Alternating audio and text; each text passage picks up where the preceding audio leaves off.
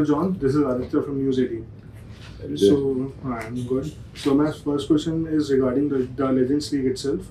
So how is it coaching retired players in Legends League cricket in comparison to active players in leagues across the tournament?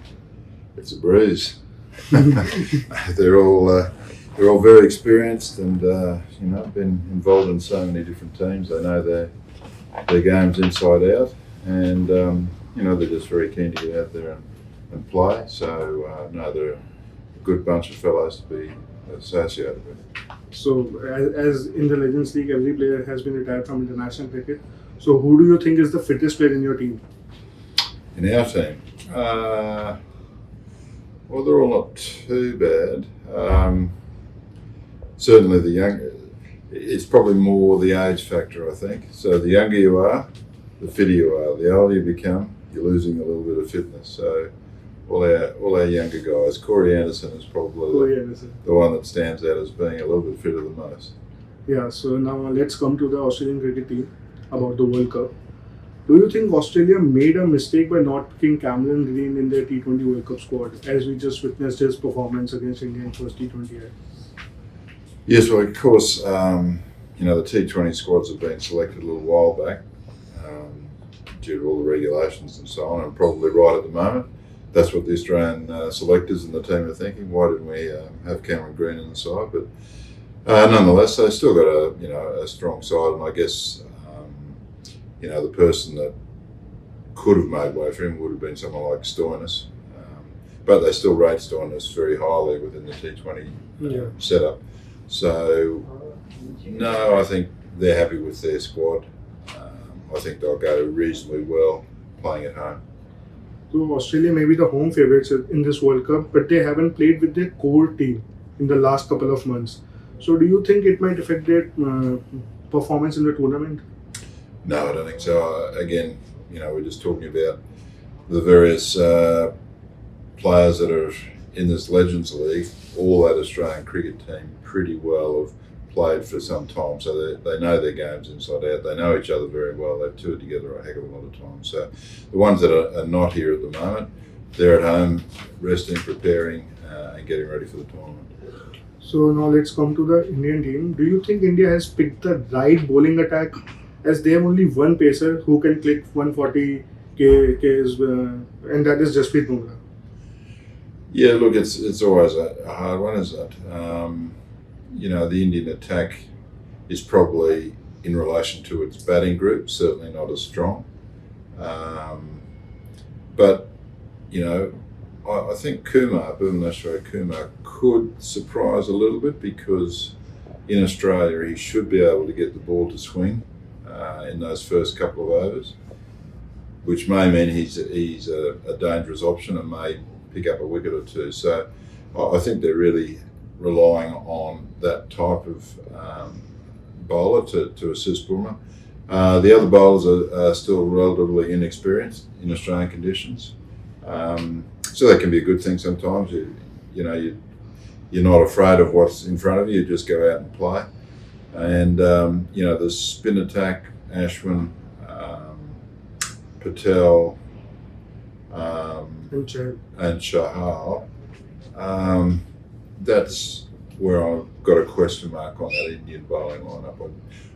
I'd just like to see a little bit more variety in there. If they could have found a good wrist spinner, I'm not saying Chahal is not, but somebody a bit more like Rashid from England,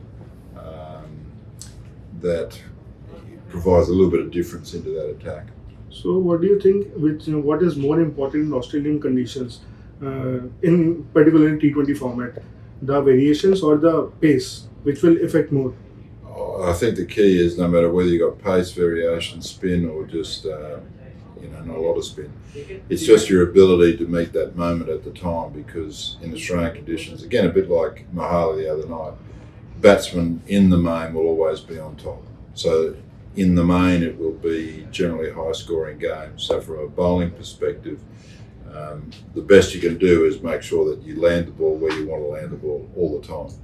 Doesn't mean you're going to get success, but it's those bowlers who can do that under Australian conditions, and that's where it'll test a lot of bowlers who haven't played there before.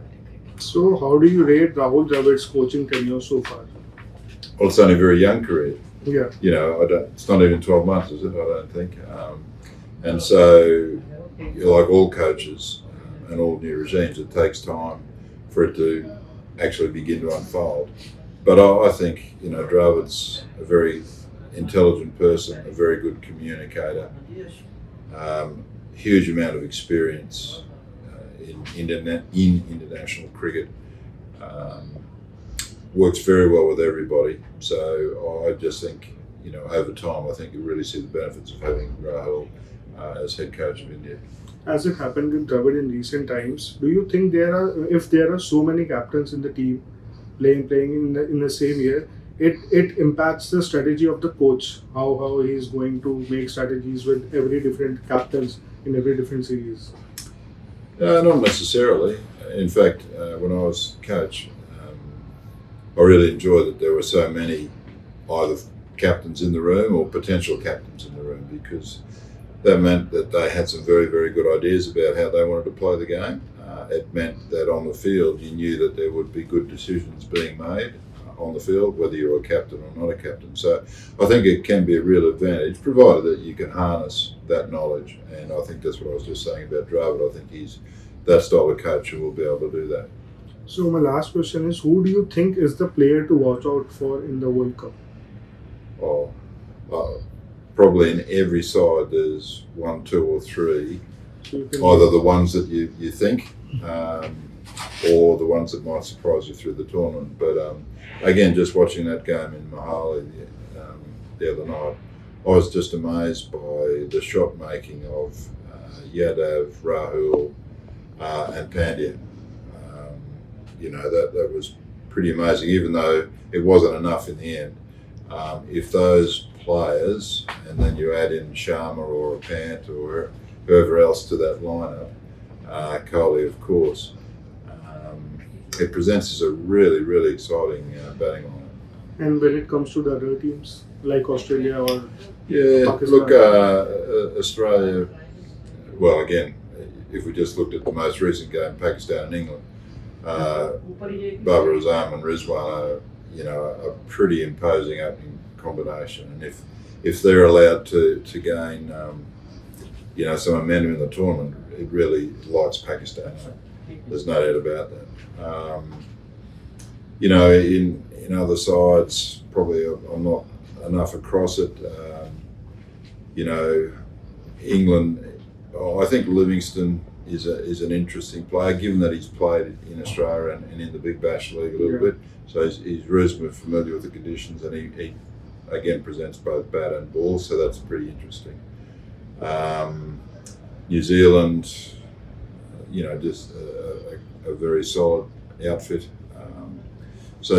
Look, I'd struggle to name the right players at this point in time. No worries. Thank you, John.